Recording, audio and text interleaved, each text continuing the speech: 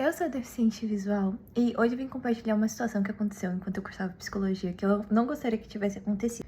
Então, no curso de psicologia, a gente tem algumas disciplinas que são de avaliação psicológica, ou seja, são disciplinas que a gente aprende a aplicar testes psicológicos, né?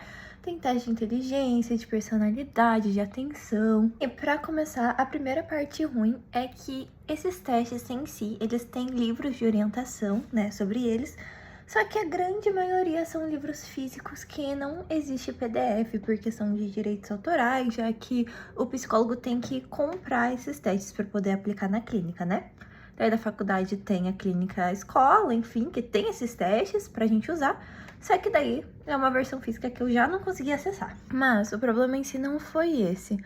O problema é que a disciplina consiste em você pegar uma cobaia, algum voluntário, e aplicar alguns desses testes, depois dar uma devolutiva para a pessoa, falar como que foi a avaliação dela, enfim. Então você aplica e depois corrige esses testes.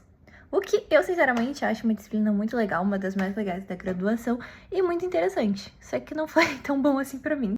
E assim, a culpa foi completamente minha de não ter sido boa. Porque eu peguei ela no semestre que eu peguei muita disciplina. E eu tinha um tutor que é uma pessoa que ajuda você com questões de acessibilidade na faculdade, né? Quando você tem uma deficiência. No meu caso, ele ajudava a adaptar materiais. Nessa disciplina precisava de mais ajuda ainda, porque os materiais eram todos físicos. Então, enquanto eu apliquei o teste com a pessoa, ele estava junto comigo.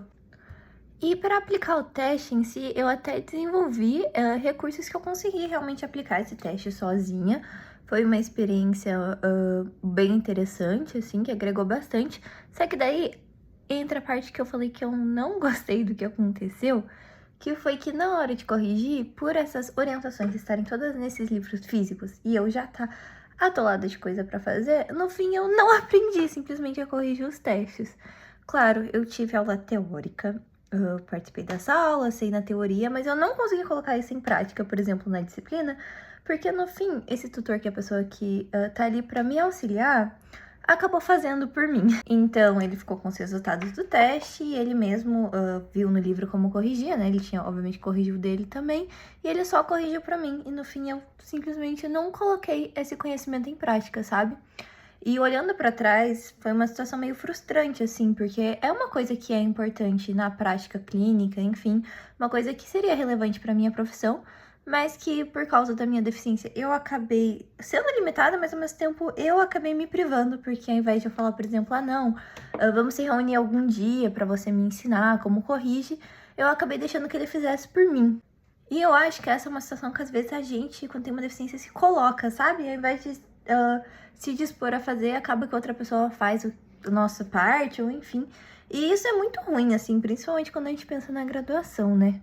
Porque apesar de na hora ter sido uma ajuda, né? Eu consegui passar na disciplina, quem acabou saindo prejudicada fui eu, porque eu fiquei sem aprender esse conteúdo. E essa é uma das histórias que eu compartilhei no vídeo que acabou de sair no YouTube, onde eu falo dicas para calouros com deficiência na faculdade. Porque tem algumas coisas que eu passei que eu acho que outras pessoas não precisam passar, e realmente dicas práticas para você ter a melhor experiência possível na graduação, tendo uma deficiência. Se você tem receio de começar uma faculdade, talvez com esse vídeo você possa entender um pouco melhor algumas coisas. Tipo, eu acho que se eu tivesse assistido um vídeo desse antes de eu ter feito essa disciplina, por exemplo, eu não teria me colocado na situação que acabou sendo meio chata, sabe? Então lá eu falei com bastante sinceridade sobre essas questões da faculdade. Eu espero que vocês gostem, o link vai estar nos stories e vão lá conferir. Eu realmente espero que as minhas experiências possam ajudar outras pessoas e eu gostei muito de compartilhar com vocês. Então me contem o que vocês acharam no vídeo aqui embaixo.